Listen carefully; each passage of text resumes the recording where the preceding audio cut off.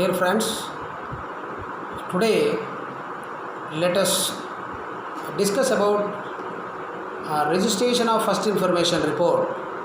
Let us travel from first information report to the final report. As we all know, a criminal case, the first information report is a very important document. Investigation in a criminal case will begins with registration of FIR and ends with final report. The person who has set the law in motion will be known as first informant. Suppose first informant prefers a report before the station house officer. If no FIR is registered, what are all the avenues for the first informant or victim to redress his grievance? Let us see one by one. The first thing is, he has to prefer a complaint in writing to the superintendent of police through registered post. Secondly, he has to file an application under section 156(3) CRPC before the learned magistrate concerned.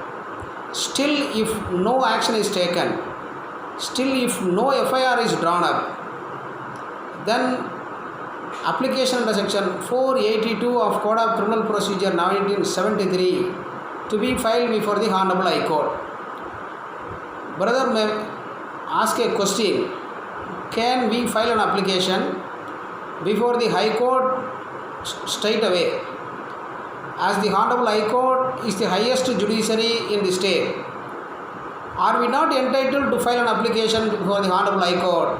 And whether is it not the power of the High Court to direct a police officer to register FIR and to take up investigation? No doubt, Honorable High Court is the highest judiciary in a state, and under section 482 CRPC, it saves the power of inherent powers of High Court. On the very constitution of the High Court has got inherent powers. All the powers given by the constitution, the High Court has got. Section 482 does not give any power. It saves the power of the High Court. No doubt, High Court has got inherent powers.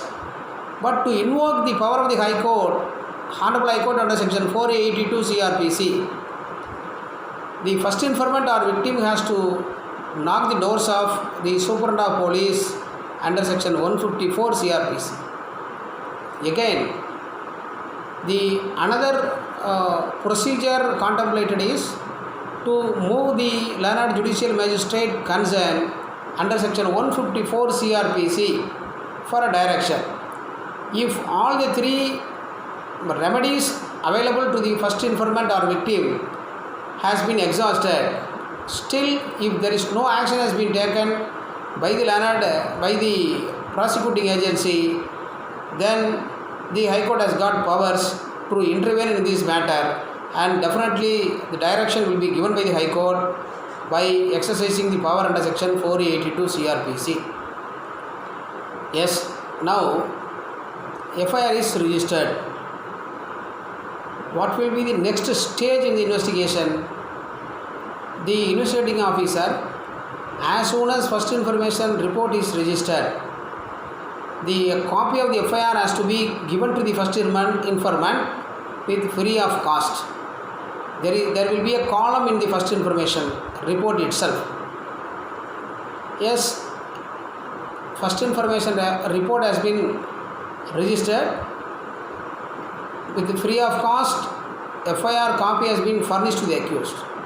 Then the station house officer or the investigating officer has to rush to the scene of crime as mentioned in the first information report itself, and he has to collect all the materials available in the scene of crime.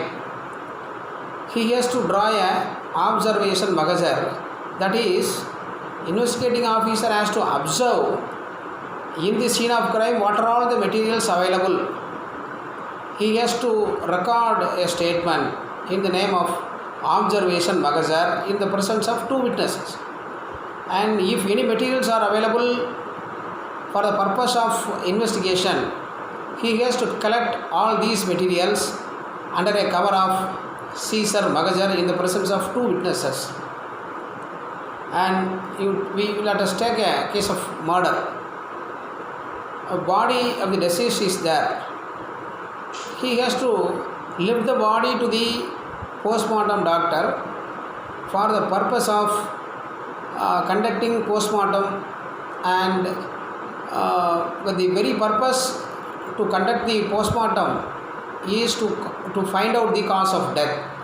Yes, body is lifted to the government hospital with a requisition to conduct the postmortem on the body of the deceased. Yes. Now let us see the first information report. The name of the assailants with address has been mentioned. What will be the next stage or duty of the investigating officer? He has to make arrest of the accused. One may ask, sir, whether arrest is necessary, whether arrest is mandatory on the part of the investigating officer. His arrest is must in all criminal cases. The answer will be no. If in a case custodial interrogation of the accused is necessary, then accused has to be arrested. Till the investigation is completed and the final report reaches the court, the investigating officer is the master and he has to decide whether accused has to be secured or not. Suppose accused is arrested. It's a case of murder. Accused is arrested. Can the investigating officer keep the accused in the police station for about 2 or 3 days? Please consider, there is a heavy duty, pressure of work, or you think it's in a case of corona, case of 302 registered, accused is also secured immediately, but due to pressure of work in corona, accused has not been forwarded to the magistrate concerned for 2 days. Whether the law agrees this? No. Section 57 CRPC mandates within 24 hours from the date of arrest, accused has to be forwarded to the judicial magistrate concerned. Immediate after the accused is produced before the learned magistrate, the learned magistrate has to apply judicial mind into the facts, whether remand has to be ordered, whether the accused has to be taken into judicial custody or not. This process is known as taking cognizance for a very limited purpose, to remand the accused or not.